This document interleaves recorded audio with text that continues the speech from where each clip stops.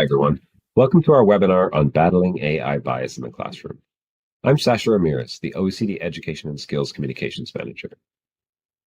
As AI systems become more and more widespread, so do the examples of them exemplifying and perpetuating bias. There's the famous example of Google's Gemini system, which generated images of racially diverse Nazi soldiers. There's a US court algorithm that falsely said that Black offenders were more than twice as likely to reoffend than white offenders. Or there's Amazon's recruitment system, which favored men over women. Education systems aren't immune to bias either, and as AI use in the classroom becomes more widespread, so do the risks. But there are things that can be done, and today I'm here to talk to an expert panel about some of the issues around AI bias in the classroom and some of the solutions. So let me introduce our speakers. We have Dr. Tira Tanksley, a 2024 MacArthur and Op-Ed Fellow and a UCLA postdoctoral fellow in Youth Technology and Public Policy. There's Jeremy Rochelle, the Executive Director of Learning Sciences Research at Digital Promise. Dr. Eleanor Drage, a Senior Research Fellow at the Leverhulme Center for the Future of Intelligence at Cambridge University. And finally, Stéphane Vincent-Lancrin, a Senior Analyst and Deputy Head of the Center for Educational Research and Innovation at the OECD.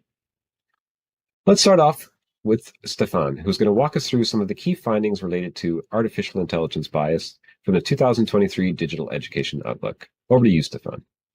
So let me thank you so much. It's my pleasure to be here. And so I just wanted to, show a little bit where this is coming from and what we've been doing on that topic at the OECD Directorate for Education and Skills.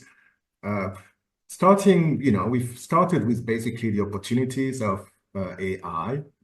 And so we had the first OECD Education Outlook in 2021, which was very much about a lot of the opportunity that are already there and that we could possibly seize. And some of them actually really relate to how to make education more equitable and fair.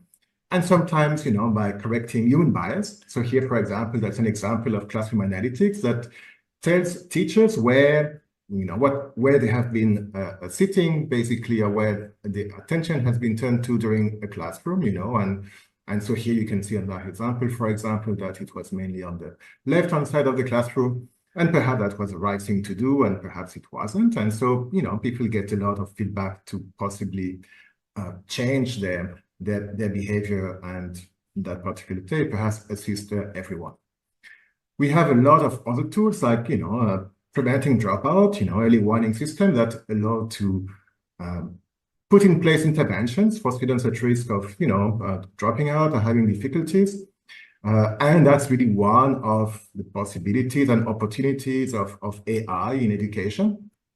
But we know that all these algorithms also have some possible issues. And, we have a lot of different books coming from the US mainly on, how, in fact, in spite of the opportunities, one of the risks is that the bias is becoming systemic or systematic, because it's automated by and entrenched in an algorithm. So that's really what we're trying to understand, So what are the implications for governments of, for these new types of risk? And so we actually had a second edition, which came December, which focuses much more on the infrastructure that countries are giving to schools, teachers, and students in, the OECD area. And also, how they govern digital education. And so one of the aspects is how they govern equity, etc. We have a specific chapter in that report on algorithmic bias. And, one way to define it is probably to say that, there is bias when there is a systematically better or lower algorithmic performance. In some cases, we want it, but, the problem is really when it leads to some harm, some discrimination against either one person or subpopulation group. And you can see on the left-hand side, I'm not going to go through it, all the different possible sources of biases. One of them is actually in the data that have been collected historically and the category that we've had historically, but it can happen at all different levels of the AI process. And so that's really one of the things to keep in mind, including, in fact, when the information is given to the human beings, and that's what the last step of deployment bias is, basically how this is actually applied and used in practice. And basically, there are two big types of harm that come from biases. One is basically allocative harm. So it's basically when you not everyone has the same opportunities because of bias, and I get back to that. And another one, which is important, is basically representational harms, and so how it kind of stigmatizes or presents in a negative light some groups, or never present them in a positive light because of the information that's coming from that. And some of the things that are around, the search engines are typically more related to these representational harms. And I would say that many of the ones that we're talking in education are more allocative harms, the thing that prevents people from getting all the opportunity that they should have.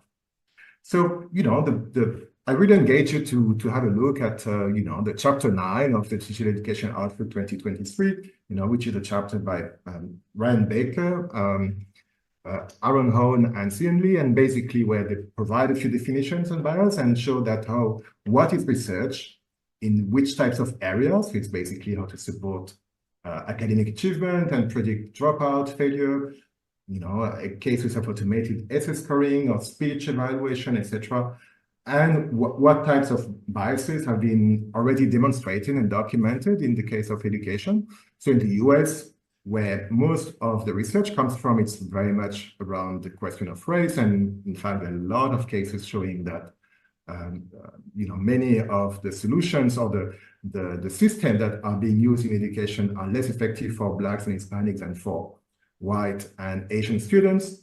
And also that you have, that it's often difficult to mitigate. Outside the US, a lot of the research has been on nationality or citizenship of the students, and usually showing that it's more difficult for people who are not from, where the country, where the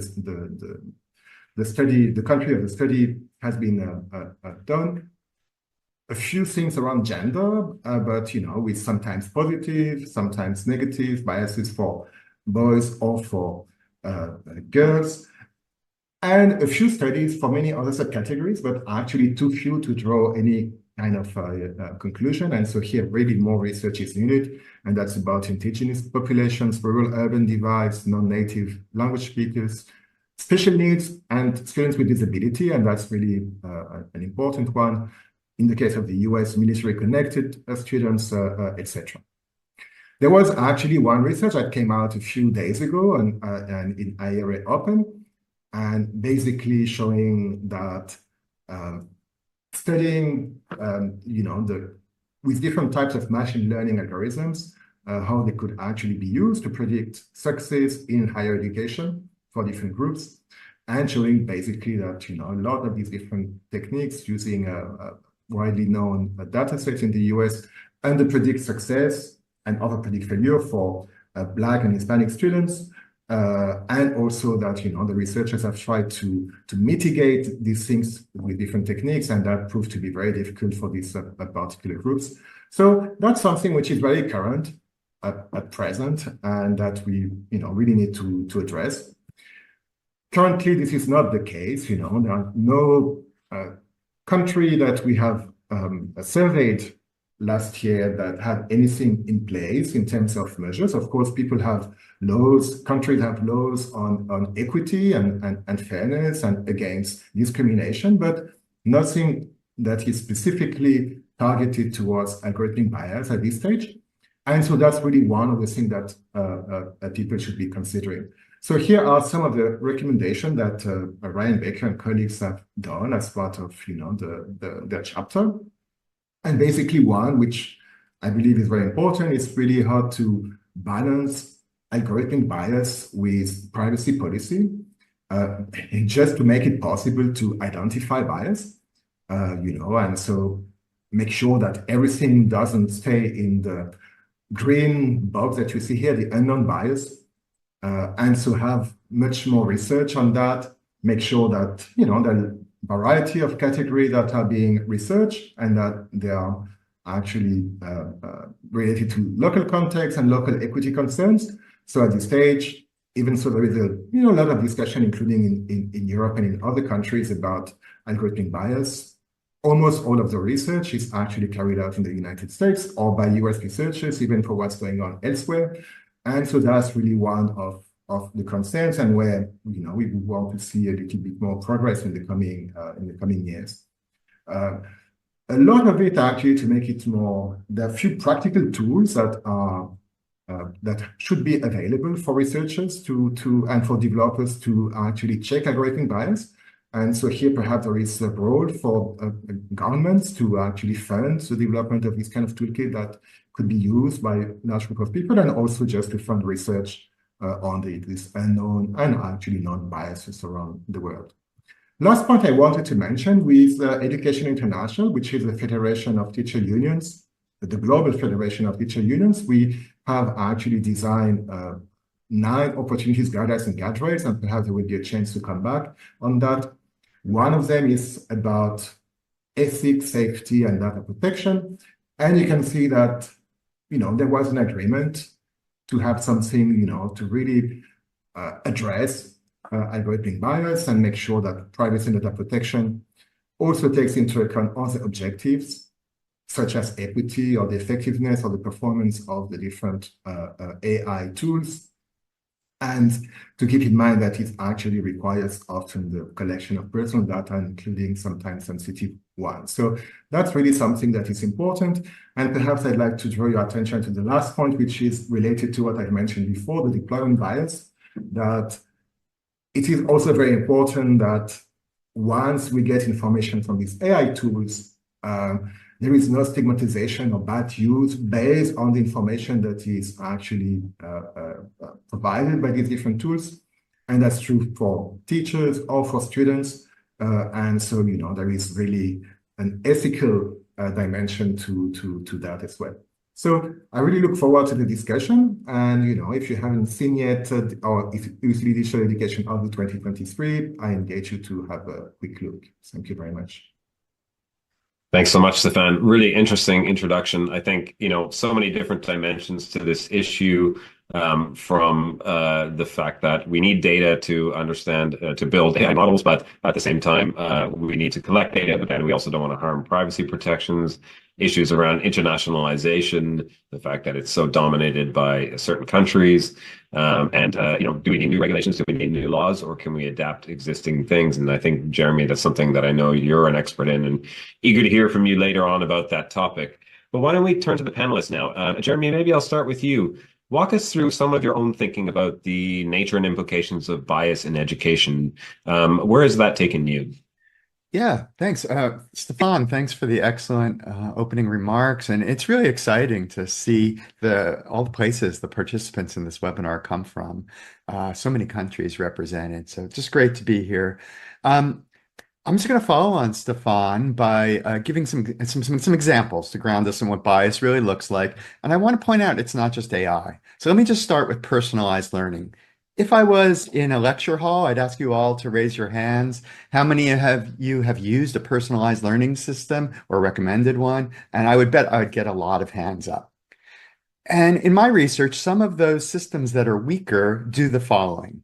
They look at the student's work, and if the student's not making very much progress or is getting wrong answers, they may slow down the learning for that system and move them backwards in the curriculum. And they may speed up learning for a student who is doing well, accelerating their progress through the curriculum. And let's just think about that for a second. If you take the students who are ahead and speed them up, and you take the students who are struggling and slow them down, it seems kind of inevitable that you're increasing gaps between the learners. And that's a real problem. Do we want any technology, AI or not, to operate with an algorithm that actually is increasing the gaps between those who enter our system with stronger or weaker knowledge? Cheating comes up a lot, and we've seen a lot of cases where algorithms falsely identify at higher rates students of color or students who don't speak English as their first language as more likely to be cheating. And so they are flagging students for discipline at a higher rate. Later, I'll talk more about civil rights in the United States, but that could be a violation of civil rights laws in the US if you're flagging students for discipline.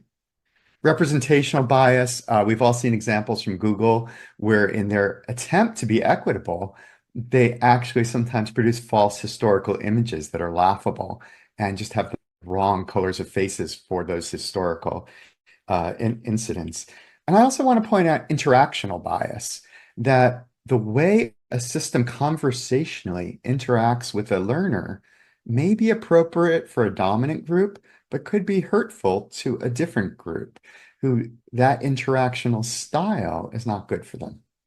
Okay, so you wanted me to talk about implications, and let me just say briefly, I think we have to imagine the kinds of systems of the future, not just today. So one way to frame this conversation is that we're thinking in our brain about a student directly interacting with a large language model. And I don't think that's where the future is going to take us. I believe we're engineering complicated educational products and systems where LLMs are going to be used in lots of different points and generative AI in lots of different points of that system. Engineering, I went to engineering school as an undergraduate. Engineering is the process of taking components that are prone to failure and imperfect and figuring out how to make them work systemically well together. And so when we think about bias, we're not just going to be thinking about what's wrong with the data in the base generative AI model, but we're going to be thinking throughout the chain. For example, I'll just give you one now. Is there some sort of red teaming process where educators are coming together to work with a proposed product and try to make it do something that's harmful to see if it will? And that kind of process is a very human process that doesn't go all the way back to the data, but could be involved, give information to an engineering process. So I think the implications are we have to realize that the base models are flawed and that we have tools as a society to work with flawed components and make them perform in ways we find acceptable. That's called engineering. And I'll close my opening remarks right there. Wonderful. Thanks so much, Jeremy. Really interesting. There's a couple of points I want to come back on, especially with respect to civil rights, with respect to how we can build those data models and how red teaming can help us get there. But first, I want to turn to Dr. Tanksley to give us her perspectives on how these issues have actually manifested in some of her own research, what she's seen on the ground, and how she's been thinking about that. Dr. Tanksley, over to you. Thanks. Thank you. Good morning, everyone. Really excited to be here. So my research looks at algorithmic racism, specifically algorithmic anti-Blackness here in the US context, and how artificial intelligence systems mediate the lives and schooling experiences of Black youth. So I am also a classroom educator on top of being a researcher. So there's this nice connection, I think, that's important between practice and theory. So one of the things I noticed in a computer science classroom, for example, were some of the technologies we were using in order to advance equity had some almost like invisible downsides for students of color. So I'll give an example. We used Scratch, which is an incredible program to help students learn how to code. And it's really accessible. It's like user-friendly. I mean, it is the go-to, right, for teaching computer science. And there's been a lot of research on how Scratch is one of the ways we increase access to computer science for historically marginalized youth, right? It increases engagement, things like that. Now, when I was teaching with Scratch, I noticed that there was one group of Black girls who I was a researcher in a classroom at this time, and they were tasked with making a Scratch story to represent their lives, right, their everyday lives. And they found at the time that there weren't enough avatars to actually represent their lives. So even though the goal of the class or the goal of the assignment was to use this program to learn some basic coding skills and kind of like nestled in this, this engaging project of tell us a story about your life, but that actually limited them immediately from being able to learn, right, the coding techniques because they actually could not access avatars that looked like them or that told their story. Now, here's the interesting thing. They had the opportunity to upload their own pictures. And so they did that, right? They started actually tinkering with the Scratch system to make it more culturally relevant. But we found that their projects continued to crash, right? And this happened over and over again. And we could not identify at the time, right? I think this was like 2018. We could not figure out why their projects in particular were crashing. And so lo and behold, these students are doing more work. They're coming in at lunch. They're coming in after school. They're taking their school computers home, right? Because they don't have their own devices to do it at home and nothing is working. And so they ended up failing their assignment, right? So, and the other students who didn't have to upload additional data, right, didn't have to go out and augment that system, passed within one, they turned it in one class session, right? So for me, I then researched, well, what's going on? It ended up being that, Scratch wasn't at the time necessarily able to maintain that much data storage, right? So it's kind of like a glitch. I don't think maybe we didn't assume that students would have to add so much extra stuff to their projects. And so it's kind of like this, again, this invisible sort of like oversight that ended up having some real emotional and academic consequences, right? Where those girls actively failed a project and reduced their engagement. So that's like one example. But there's so many others. Those girls were also regularly surveilled by the technologies in the schools. There's other classes, or there's other research that I do on like predictive analytics. I know you covered some of these already, but a lot of our tools are designed to identify students who are at risk, right? And time and again, the students who are identified as at risk are low-income Black and Brown students. And the way that technologies kind of create this self-fulfilling prophecy, I think is really important. So a student is identified as a future problem, and then they are typically treated that way, right? Whether or not they actually are a problem. And we also need to really unpack how we're defining a student who's a problem, right? When you're identified already, you're coded as a problem, then your teachers start to treat you that way. And the school's security officers start to treat you that way, right? And so it's really important, I think, to interrogate the values that we attach to these systems. And the last one I'll give you is about ChatGPT. People love ChatGPT. It's kind of like the hottest thing, right? And I think it's important to recognize that specifically for ChatGPT-4, research came out earlier this year that said that as we scale these models, right, that implicit racism, especially anti-Black racism, actually becomes significantly higher.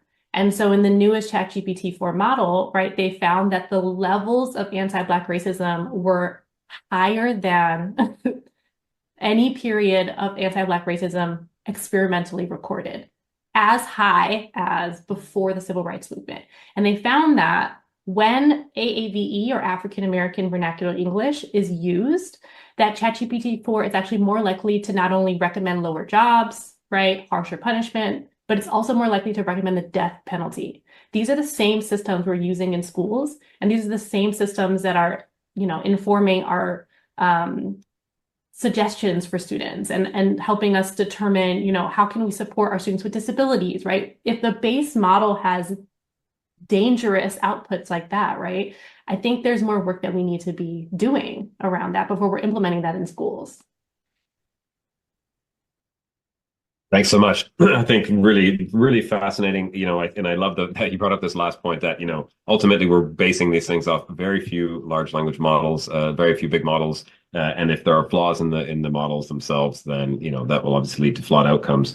And I'm also curious to know, and I also like the point about, passing on the burden to students who have to then bear the kind of cost of the AI bias and have to also bear the cost of kind of addressing the issues themselves.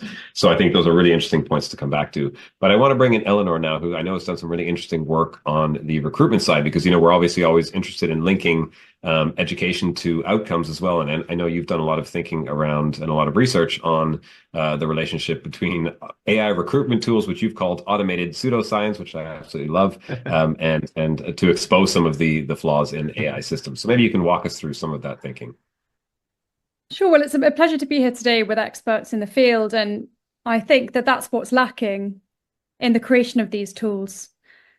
Very few of them consult students, very few of them consult education experts. And so while a lot of the people developing the tools are quite well-meaning, they really do intend to diversify the workforce.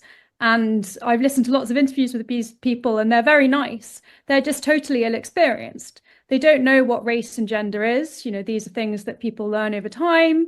Been doing gender studies for 15 years, still wondering what it is that gender actually is. We need to take these ideas very seriously when we're building tools that are now classified as high risk, thankfully, by the EU. And I did a really interesting project with some second-year computer science students at Cambridge who I expected to have to tell, this is what gender is, this is what race is, this is how it relates to hiring. And they were like, no, we don't, this is nonsense, because we know that computer science, that AI cannot strip race and gender from a candidate's profile, which is what some of these tools were suggesting. That word strip was actually used by Sensia, one such tool. These candidates wanted to be loved by recruiters. They wanted to be seen generously. They wanted to be interviewed by people who understood where they were coming from, really common sense stuff. And, I've talked to loads of recruiters over the years, and they say, the best recruiters say, of course that tools can't do this, but the advertising is so convincing. What these tools are claiming that they can do, that even people who know about AI think, oh, actually, is that possible?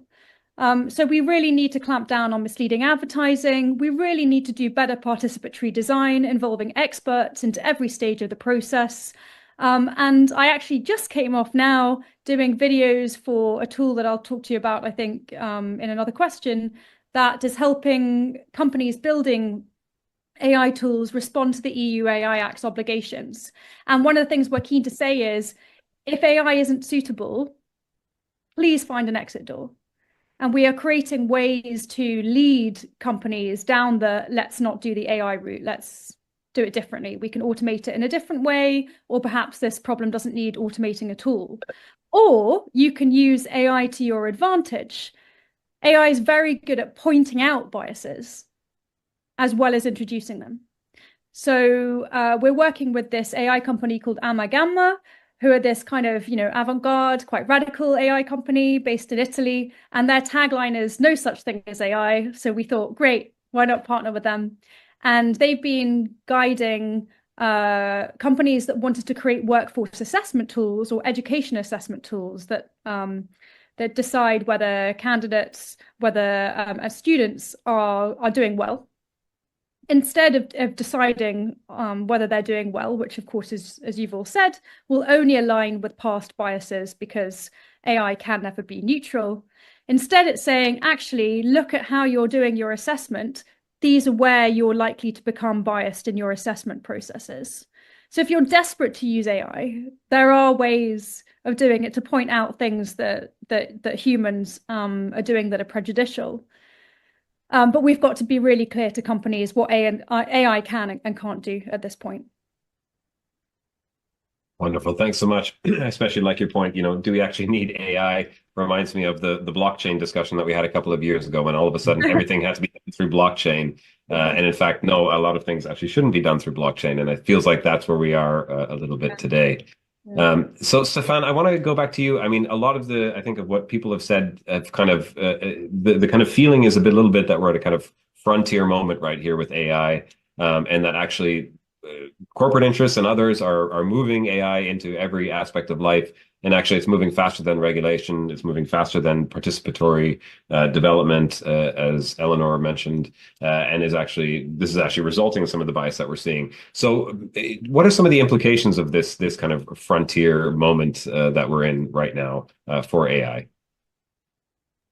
Well, I think that we've heard some of it, that we are kind of struggling not to be fully sure what we should use, when, etc.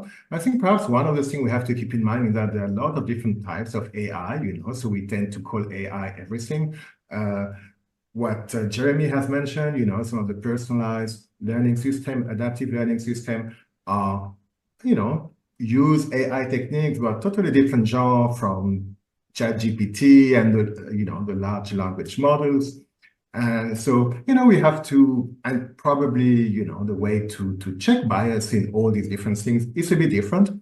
What I would want to say is probably that, one of the things that we need to do is to use it. So it's very difficult to say, oh, let's wait until it's perfect, so that we can use it. So we have to use it, but we really have to mitigate the risk and to be very systematic in trying to do that. One thing we need to keep in mind is that there is human bias too, so it's not just, bias is not just algorithmic. And sometimes, in fact, the algorithms and automation system help to mitigate human bias and can actually, be better. So Tira has shown some examples where actually it can make things worse. And, that's, but in other cases, it can make things better for, minoritized populations, etc. And so, we have to be careful about how to be, balanced in that, and we need to research it. As I've mentioned, in the intro, and that's probably certainly more of a message for, our colleagues in Europe, where I would say the privacy and data protection angle kind of is the main one, in everybody's mind, we have to think that, there are new risks that appear with, these new tools, and that we need to be able to investigate, So some of the things that you've mentioned, Tira cannot be researched in some countries, because we cannot have information about all the different subgroups, etc. And so we have to think in a bit more innovative way on how to think about that, if really we want to take equity and fairness seriously. And so I think that's really one of the important implications of all these different things.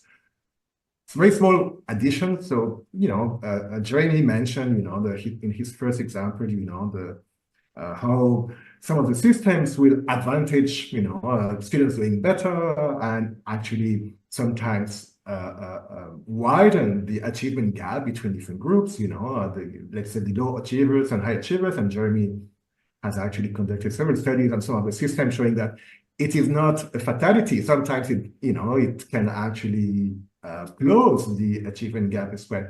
And perhaps that's some of the things that we want to see, and so here we don't call that bias, but this is a kind of differentiated performance that is welcome. And so in some cases, we actually are looking for that, and we can use technology for that purpose. So that's really, so I don't have Sasha, the final answer to what you're saying, but, we have a lot of new questions that are new for policymakers and that we need to think about, and not just think about, but do something about, and so that's a current challenge we're in. Thanks so much, Stefan. So I do want to turn now to looking at some of the strategies that we can use to mitigate AI bias. And let me start with you, Dr. Tanksley. One of the things you've called for is a coalition between big tech and regulators. What would this look like in your view? And what makes you think that we can actually align those views together to achieve good outcomes? So I think that is a complicated question, because I do think that there is, historically, I don't think there's a lot of examples where corporate interests have aligned with activists in ways that, probably are perfect for me. So I am skeptical that they will be as fruitful as, one would hope, but I do think it's necessary. I think that these companies are in our schools already. I think that the leaders of these companies are working directly with politicians to shape educational policy in ways that support corporate and profit interests. And so it's kind of like you have to play the game, right? So if we're going to have AI in our schools, how do we demand systems that are equitable for all students and not just a small subset of students, right? So I think thinking through like a business model, like we're the consumers, right? And education has been identified as like the new frontier, right, for AI, because there is so much, like untapped monetary gain in education, right? Like in the US, like our budget is pretty lofty for ed tech. And if we're an audience, I think that is of huge interest to big tech. And so I think if we look at it from that,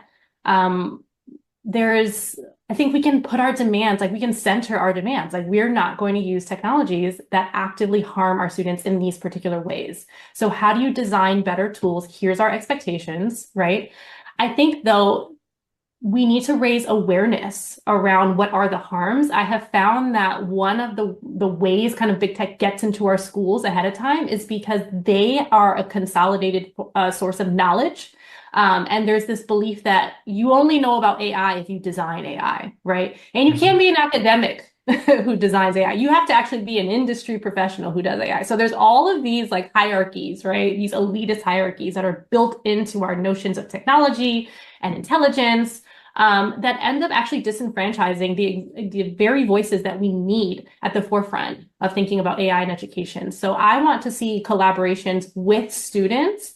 I want to see them with parents and elders, right? Why do we not have our grandparents involved in these conversations in our schools? So many of our young people, myself included, were raised by our grandparents, right? And so if my grandmother can't figure out this the chat bot, right, that Los Angeles Unified is using, which has its own, issues, then what's going on, right? If my family can't advocate for me when I am identified as a problem by these systems, right, and they don't even know what technologies are embedded into my school device, right, that are connected to law enforcement, that result in law enforcement coming up to my house, right, because that's a real thing that's been happening, there's no way for them to advocate for us. And so I think we need to see more diversity, but more than representational diversity in these coalitions, right? Experiential diversity, intellectual diversity, right? Ideological diversity.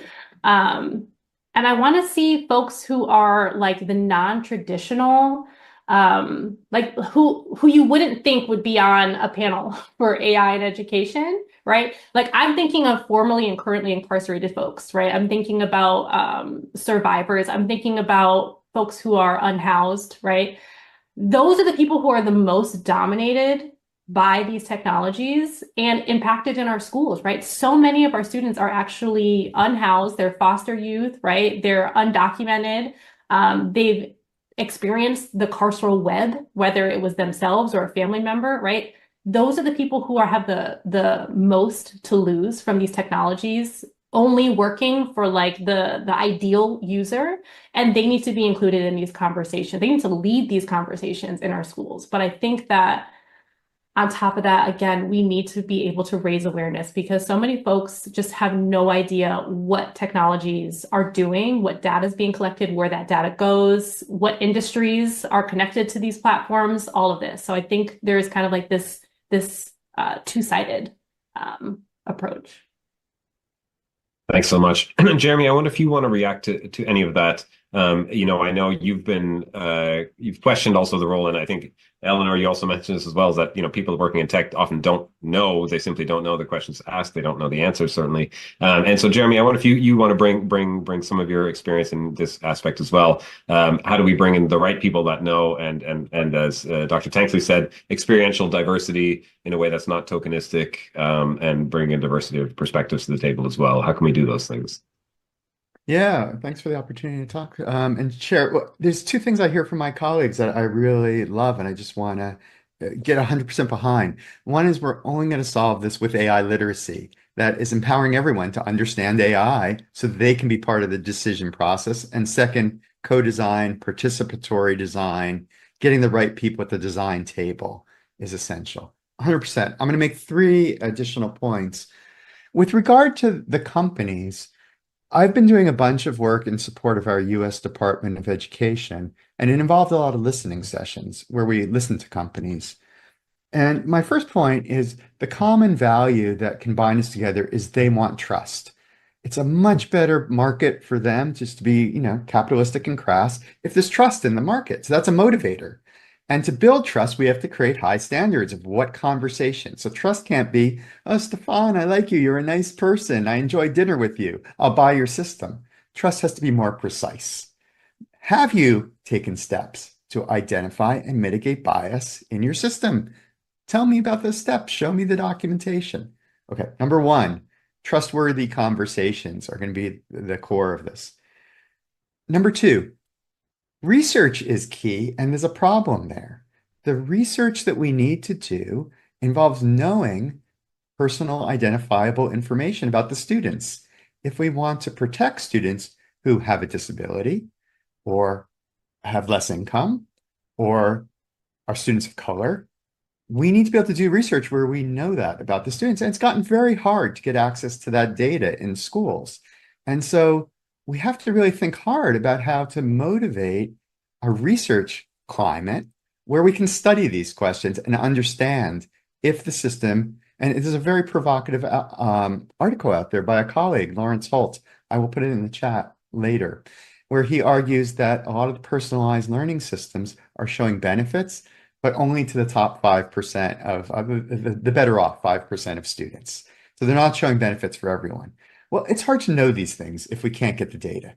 So we have to focus on enabling the research. Research can be the way we find out and create knowledge about what's going on. The last one I'll say is extremely practical, but extremely important. Slow down. The companies want us to be in a race. They want us to be adopting every new thing the minute it comes off the shelf. There's no reason for that.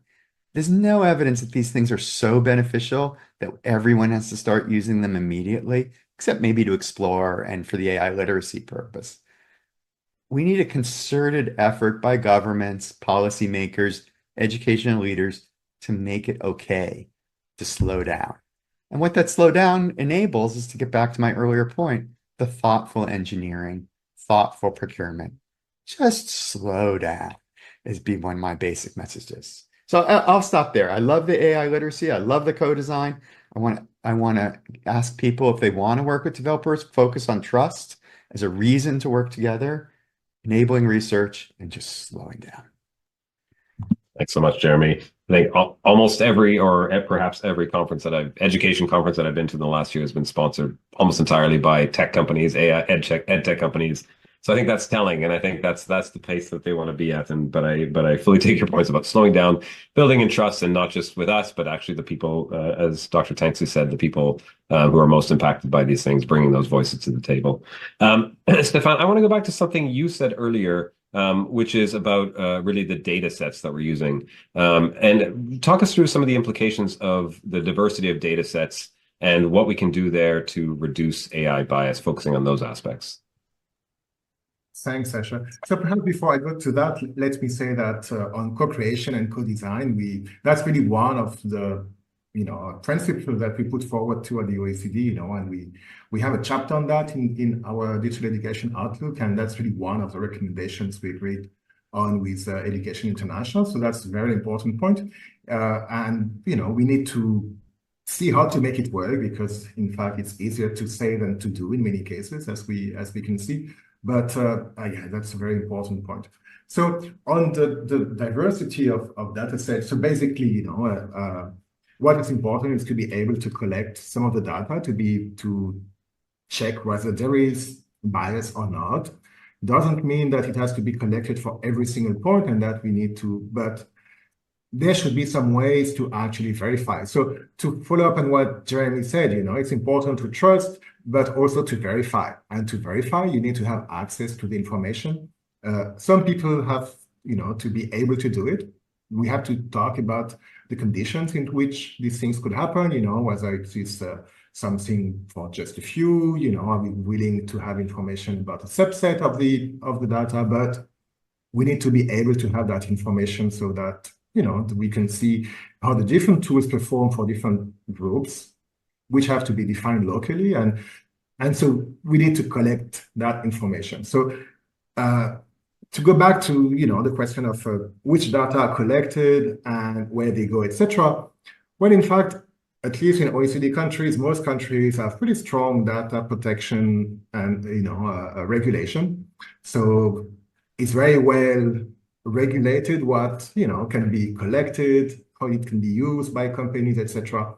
And I think that it's interesting because in the US too has a few regulations, but it's where you hear people are much less sure about whether there is enforcement or not of these different types of regulation.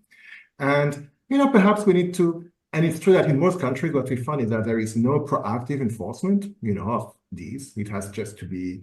So we have to think about mechanisms that will create the trust, because there are some independent people who will from time to time be able to have a look.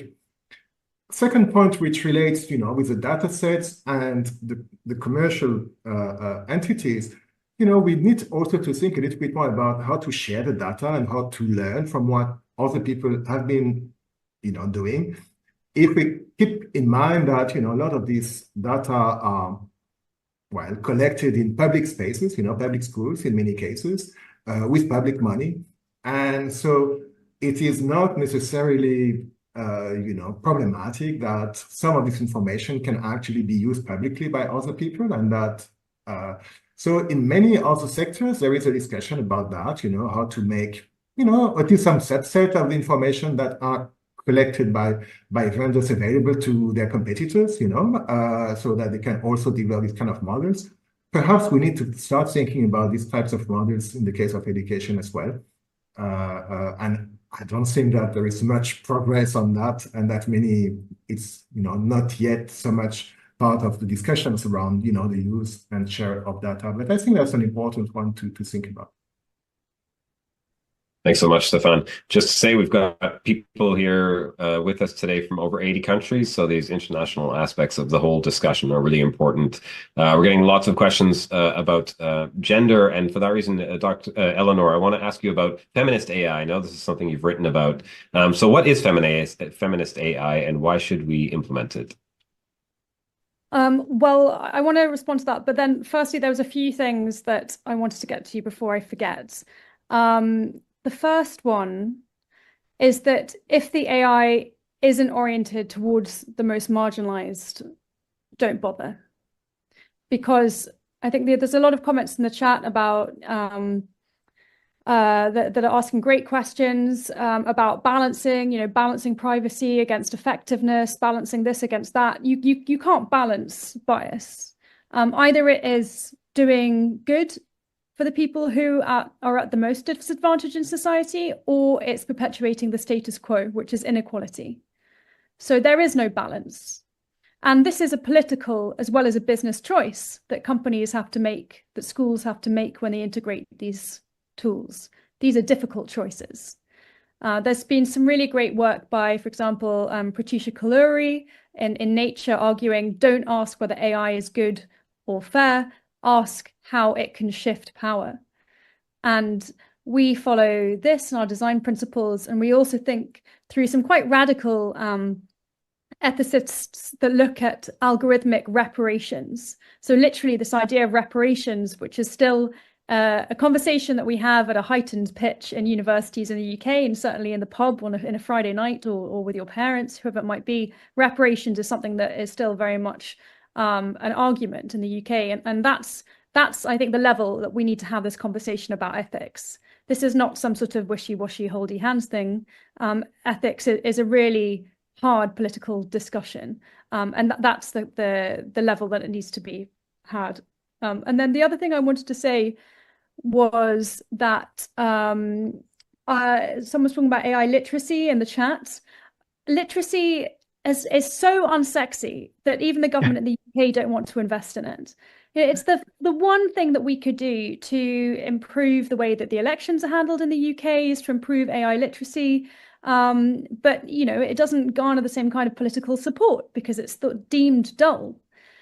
So now we've started an education program at Cambridge Centre that I work for, and actually I'd love to talk to some of you in relation to the work that we do there. But we've been now working with community centres. I think I was just getting annoyed at sort of my fellow academics that we teach at Cambridge, but we don't actually go and disperse this information anywhere else, and we're paid a lot of money by companies to go and speak to them. But it's been a real pleasure to go to students in a place in London near Grenfell, where there's an amazing community centre called Clement James, and through them we've been doing organising talks with young people and getting them involved. Partly because I really want young people in these areas of London to go and work in AI, because if someone has to earn a six-figure salary, I want it to be them. But I also want to connect different ideas about what is an AI engineer, what do they look like, but actually you can be a linguist, you can work for Dove and do advertising and beauty. If you're good at communications, you have comm skills, you can work for AI companies and do advertising, and just get people involved themselves. And then they can start having those conversations with their parents. So lots of practical ways of improving literacy. The other thing, there was something about transgender rights in the chat. Another thing that we're trying to do is get companies to think differently about gender. Why are you collecting information on someone's gender at all? is it relevant? Gender is not binary. Gender is not something that can be understood by an AI system. You cannot look at someone and tell their gender. You cannot look at someone and tell their sexuality, which is something that engineers at Stanford attempted to do. And once we go past the binary, then we can create systems, whether they're AI or not, that better understand and work with people and what they actually want from the world. So we use transgender ideas, but also queer theory in the way that we understand gender in relation to these tools. I think that was it. So yes, all those are part of feminist AI, you know, saying AI is not neutral, it's not produced in a vacuum. It's created from knowledge that's extracted from somewhere. It cannot observe a face neutrally, objectively. You know, that classical science idea that the world is an open book for us to read, that's dead. You know, quantum mechanics showed us that the observer and the apparatus of observation actually produces the world that is observed. So that's a very out-of-date statement for AI to make in this world of modern science. Wonderful. Thanks so much. Just mindful of the time, we've only got a couple of minutes left. So I want to just give all of you a quick moment to react to the kind of future of AI. If there are any, and I know we've brought some of these things out throughout the discussion, if there are any kind of lessons that you would leave for policymakers, quick kind of 2 minutes from each of you. Maybe Jeremy, I'll start with you in terms of lessons for policymakers that you would want to communicate to them. Sure. The main message I would want to communicate to public policymakers is, one, that there are these engineering processes we can use. I work in an institute that's developing AI technologies, and we have, for example, an educator advisory board. We have an equity board, and they're not involved just at the end saying, is this okay to be used in a school? They're involved in every stage of the design process. And so this co-design can be made real. And I think it's important to push for that. And the other comment I want to make is safety can't wait. So here in the US, and I'm not holding up the US as a particular example, I'm just talking about concretely the work I've been involved in. We've been looking at how can existing civil rights laws be applied to address algorithmic discrimination? How can laws about the evidence required to put a product into a school be applied to AI? And we've been looking at access problems, for example, digital equity in that regard. So there's a lot of laws on the books, also privacy and data security. There are laws on the books, and we can't wait for new laws. Safety can't wait. Every country should be looking at the laws it has and figuring out how to apply those right now to make this safe for our children. Thanks so much, Jeremy. Dr. Tanksley, over to you. Okay, so I'm sitting here thinking about Black futurity and how, and this I feel like is, you know, relevant to all of our students, right? But if these AI systems are being placed in our schools in order to provide, you know, this better future, this idealistic future, this more equitable future, then those technologies also need to be saving our environment and not harming our environment. And I think a piece that often is overlooked when we're talking about like bias is bias that exists beyond the user and tool, right? So we're talking a lot about infrastructures and architectures, but we also need to look at the ecologies, the global ecologies, and I would say carceral imaginaries that surround these tech tools, right? So the data warehouses that are extracting and depleting fresh water sources in the midst of a global drought, right? The carbon footprint, an article just came out yesterday about the data centers in Ireland actually have a higher energy output than all of the homes in the urban center, right? What future can AI give us if it destroys our planet, right, before we get to that future? And so really thinking intentionally about environmental justice. I also think about the types of jobs. Eleanor, you kind of what is the word I'm looking for? Suggested this. You made me think of this. But the types of jobs, right, that our students are going to have in AI, I similarly want them to be the architects of these systems, right? Or the activists or the, the CEOs and the venture capitalists and everything else. But time and again, we're seeing that the students who are in the schools with those carceral technologies, right, and the inequitable technologies are the ones who end up being our low-wage gig workers, right? The ones who are taking care of the data centers, the ones who are exposed to pollution, the ones who are, experiencing PTSD from doing content moderation, right? And so really thinking, I think, more broadly about what we mean when we're thinking about futurity, right? Is it just the individual student and their career path, right? Or is it this larger kind of ecosystem, this tech ecosystem? And then finally, I think about building with companies who are by and for marginalized communities that there's an app, I think it's Taimao. I probably messed that up, but it's a company that does indigenous data sovereignty, right, and AI for indigenous communities in Hawaii. We need to learn from companies like that, right, for this speculative future. Wonderful. Thanks so much, Dr. Tanksley. Eleanor, any last words from you? Yeah, I'd like to build on that. And actually, I can put some links in the chat. Those speculative future projects are so important because students are already bummed out enough. Like, it's a depressing world. They're not doing great. And, I really feel some moral obligation to be asking them, what kind of future do you want to live in? What do you want AI to look like? If you built an AI system within your family, do you think it would respond to your needs better than a system that Google might make? Would it share your values rather than, in a way that big tech would not? And it's about being creative. It's about working out what is good to them, and injecting some of that fun while also learning about that, the tech future that we're being sold is not an inevitable one. And, I really strongly contest techno-determinism, this idea that, well, if we don't build it, someone else will. If we don't start using it, someone else will force us to use it, or at some point we'll have to use it. And I really want students who have that creative engine to get involved in designing futures. That's what we've been doing for centuries. Utopianism is not, as Harari thinks it is, this terrible kind of blueprint that can always veer into fascism, although it sometimes does. Utopianism is about thinking with the difficulties of the present. It's a way of imagining what might be, what yet could be, based on the struggles and the things that we deal with in our day-to-day lives. Thanks, Eleanor. Stefan, any last words from you?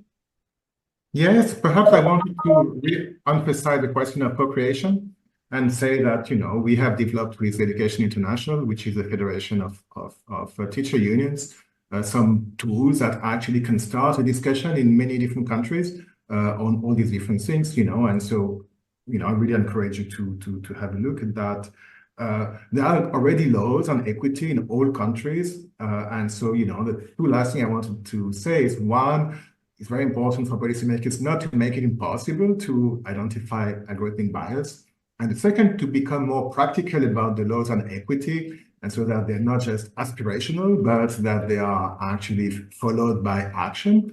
And for that, I think that it's very important to develop some types of routines to actually make sure that these things don't happen, and that, there is some kind of verification, implementation process to, battle AI, unfairness, and, when they have, the wrong algorithmic biases, etc., or bad use of AI in the classroom and in education systems. Thanks, Stefan. Well, huge thanks to all of you. We're out of time, unfortunately. Really appreciate you joining from holiday, from different parts of the world. We had a great conversation today. Unfortunately, I wish we had more time. But check us out next week as well. We've got a webinar on AI in the classroom for teachers. So please join us for that. Emily has her own podcast, the Good Robot Podcast. You'll find out wherever good podcasts can be found. If you want to learn more about Jeremy's work, visit the Digital Promise website or visit engageai.org. And of course, check out our own podcast, Top Class, the OECD Education Podcast. Huge thanks to all of our panelists. Much appreciated. And all the best for the rest of you for a lovely summer, and hopefully you have a good summer vacation ahead. Thanks so much.